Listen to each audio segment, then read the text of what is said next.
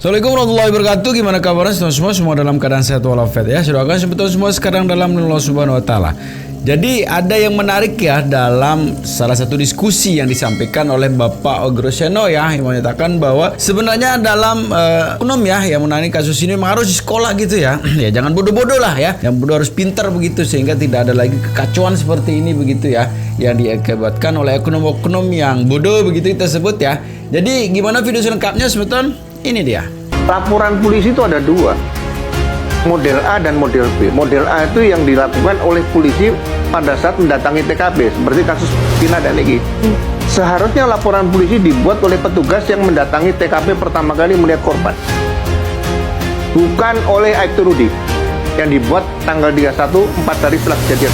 Itu yang fatal, supaya masyarakat tahu. Jadi kalau laporan model B itu dibuat oleh masyarakat yang mengadu kepada polisi, berbeda ya.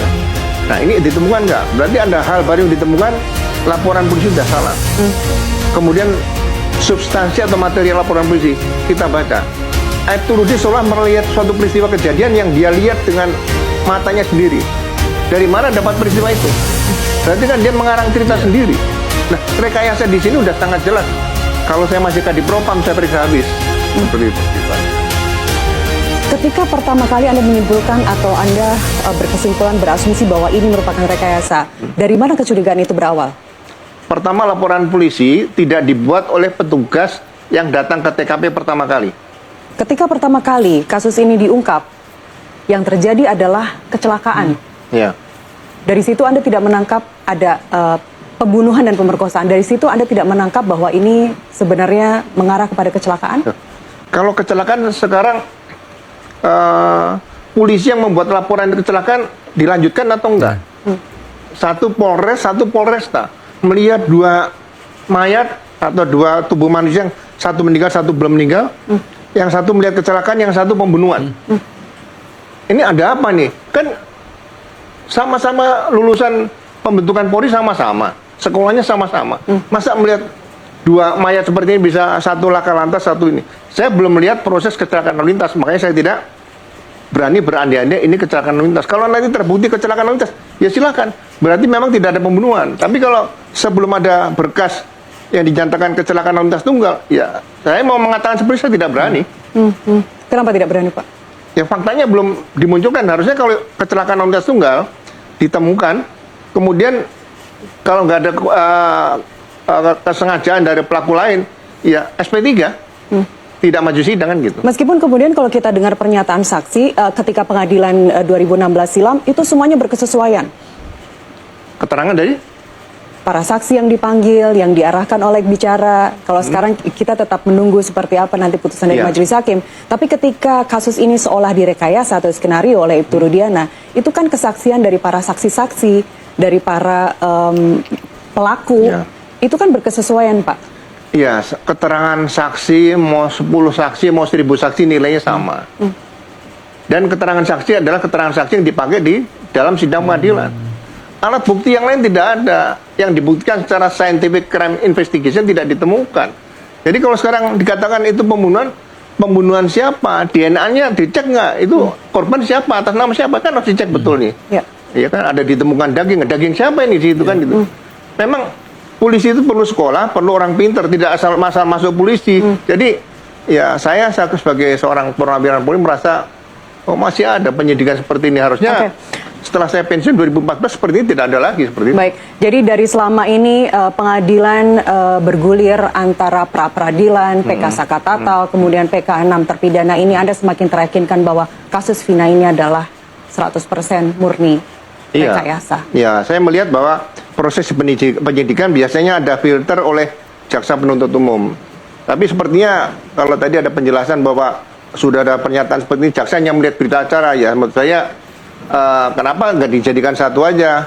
Ya waktu proses awal jaksa terlibat. Nah, saya lebih cenderung ini ada kekilafan hakim atau kekeliruan yang nyata. Harusnya hakim menanya ini peristiwa berat. Kenapa para tersangka waktu di penyidik tidak didampingi oleh penasihat hukum? Kenapa laporan polisi dibikin tanggal 31? Harusnya mulainya dari situ. Dari situ harusnya ini perkara berat tuh, bukan perkara copet loh. Seperti banyak sekali memang kejanggalan ya yang terjadi di situ gitu. Dan ini menjadi hal buruk lah yang kita bisa tangkap ya dari apa yang menjadi instansi yang kita hormati ini gitu, dari oknum-oknum yang tidak jelas ini gitu ya. Kita ambil kesimpulan dari apa yang disampaikan Bapak Greseno ya, mengatakan kalau tanda kutip saya menyebutkan harus malu begitu kan dengan kondisi yang seperti ini begitu. Kesannya kok tidak ada yang benar gitu. Dan kesimpulan dari Bapak Greseno juga mengatakan bahwa ini adalah murni kecelakaan gitu ya. Kita lanjutin videonya sebentar. Dari awal ini sudah banyak kelemahan ya dalam penyidikan peristiwa terbunuhnya dua orang yaitu Eki dan Vina, ya, karena administrasi penyidikannya tidak ditaati. Ya. Kemudian TKP juga tidak diperhatikan. Kemudian ada kepentingan dari karena Pak Rudi itu orang tua dari Eki ya mengambil langkah-langkah sendiri, akhirnya kontraproduktif. Ya, di sini mulai terjadi adanya pemaksaan untuk seseorang untuk menjadi tersangka dan sebagainya. Padahal alat bukti belum dianalisa, belum dievaluasi. Kira-kira alat bukti nanti kalau sampai ke pengadilan apa yang harus disiapkan oleh penyidik itu tidak pernah dilakukan, sehingga barang bukti yang disita itu 4 item tapi tidak mengarah kepada pembuktian perkara pembunuhan atau penganiayaan pemberatan dan pemerkosaan yang dilakukan oleh diduga para tersangka. Saya tanya sama keluarganya Peggy tadi kebetulan. Jadi apakah penyidik datang pertama kali setelah kejadian, ya kan? Datang ke rumah dan hanya mengambil 2 sepeda motor. Oke. Ya kan? Tadi diceritakan sama Bu pengacara Peggy Bu ya. Nah, jadi sebetulnya kalau datang ke tempat kejadian untuk mengambil barang bukti kan harus disampaikan bahwa kami dari kepolisian dapat mendengar surat perintah dalam rangka kasus ini kami mencari orang yang bernama sini apakah tinggal di sini, kemudian ada kendaraan dan sebagainya. Kemudian disaksikan oleh kepala lingkungan setempat. Nah, hal-hal seperti ini harusnya ditempuh dari awal karena jangan sampai pola-pola seperti ini dianggap ini ada kejadian dianggap saja OTT seperti kalau KPK anggap korupsi. Bukan, ini penyidikan yang membutuhkan perencanaan yang matang, administrasi penyidikan yang bagus, kemudian saksi dari kepala lingkungan juga harus ada. Nah, kemudian ditindaklanjuti lagi, ya kan? Sayang kalau setelah diambil sepeda motor diberikan surat panggilan juga ke rumah, tadi saya tanya juga nggak ada. Jadi kenapa berhenti di sini? Itu saja yang masih dalam tanda tanya saya yang seharusnya dilakukan oleh para penyidik itu aja. Prosedural ya yang dipersoalkan. Ya, itu harus teliti dan jeli seperti itu. Penyelenggara negara khususnya penegak hukum gagal melindungi warga masyarakat gitu loh. Ini kan jadi catatan buruk kita, di mana tanggung jawab negara gitu.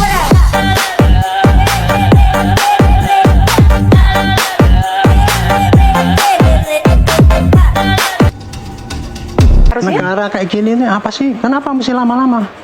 Hakim tipikor aja bisa maksimal 3 bulan diputuskan itu kan. Kalau sekarang ini kan ini masalah yang penting banget ya. Ini tergantung semangat daripada Mahkamah Agung lah. Saya hanya gini ya.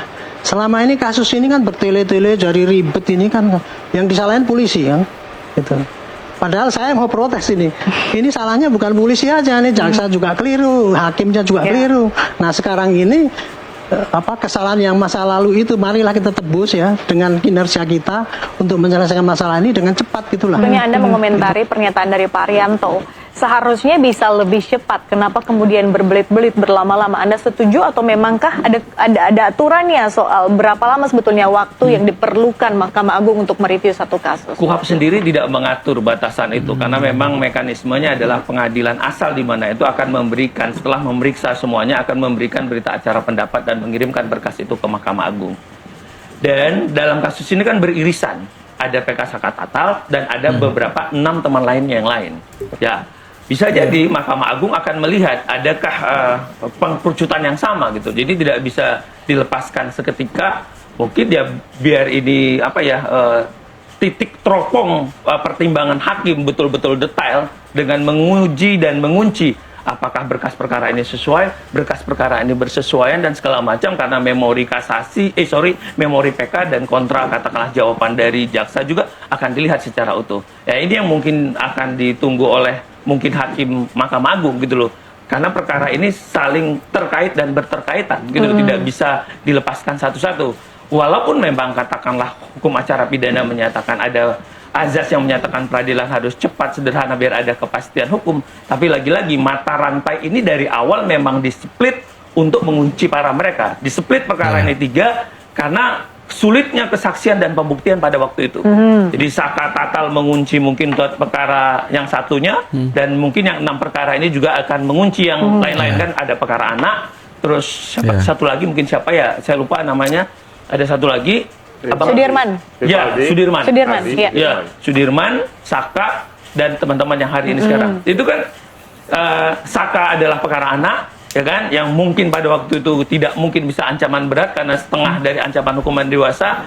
Mungkin ada kompromi yang disampaikan, yang penting ada pengakuan karena kita sudah tahu dari awal ada penyiksaan. Padahal Kitab Undang Hukum Acara Pidana sejak tahun 81 menyatakan polisi tidak boleh melakukan ancaman kekerasan dalam bentuk apapun. Berita acara pemeriksaan yang dihasilkan dari kekerasan, ancaman dan segala macam seharusnya tidak sah. Kalau BAP-nya tidak sah atau batal, maka dakwaan juga harus digugur, gitu loh. Dakwaan yang dibentuk berdasarkan hasil kekerasan. Ini juga kekerasan ditambah lagi dia sejak awal ancamannya tinggi, tidak ada pendampingan penasihat hukum. Kenapa? Gitu loh. Kalau memang tidak ada sesuatu, kenapa harus tidak diberikan ruang pembelaan tersebut?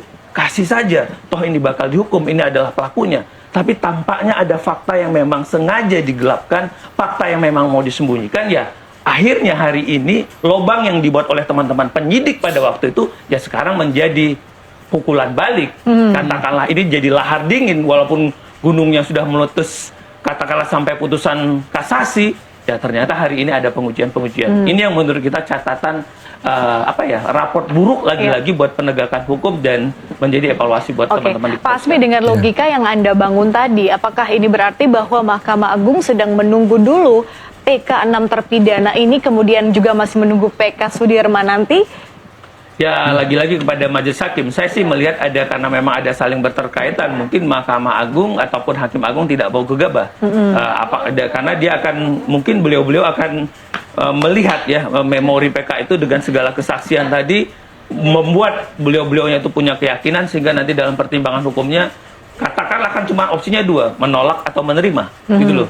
Kalau menolak kan pasti persyaratan yang diajukan dalam syarat-syarat PK tidak terpenuhi, ya kan? Bahwa alasan-alasan katanya ada kekeliruan hakim, ada novum, berarti tidak. Tapi kalau ini menerima, kan opsinya cuma dua.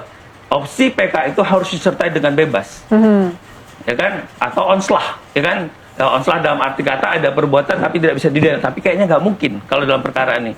Pasti disertai bebas, karena yang mau dituju bebas tentunya hakim sangat berhati-hati. Secara ini sudah dihukum 8 tahun, konsekuensinya apa lagi? Apakah negara harus memberikan ganti rugi? Bagaimana nanti peran LPSK, restitusi kerugian-kerugian mereka? Dan ini ya lagi-lagi ada pertanggungjawaban moral bagi negara. Karena apa? Penyelenggara negara, khususnya penegak hukum, gagal melindungi warga masyarakat, gitu loh. Ini kan jadi catatan buruk kita. Di mana tanggung jawab negara, gitu loh. Seharusnya orang yang dihukum adalah orang yang melakukan kesalahan. Kalau ini jadi bebas, lah dia gak ada kesalahan. Berarti bagaimana hak dia, hak keperdataan dia, hak hidup dia selama 8 tahun? Mungkin orang ini harusnya bisa punya keluarga, punya karir, punya masa depan, punya pendapatan. Ini yang juga harus dipikirkan secara bersama. Mengutip pernyataan Pak Susno juga yang sebut sehari semalam saja di dalam penjara tuh nggak enak, apalagi harus 8 tahun maupun seumur hidup gitu ya. Oke. Jadi segitu sebetulnya videonya. Semoga videonya bisa memberikan informasi terbaru nih tentang perkembangan kasus Vina ya. Di akhir video selalu saya berpesan ya, jangan cepat termakan waktu, selalu jaga persatuan dan kesatuan serta persaudaraan kita. Dan jangan nakal juga tuh ya, karena sedikit nakal nanti bisa berakibat fatal. Jadi segitu saja video sebetulnya. Assalamualaikum warahmatullahi wabarakatuh.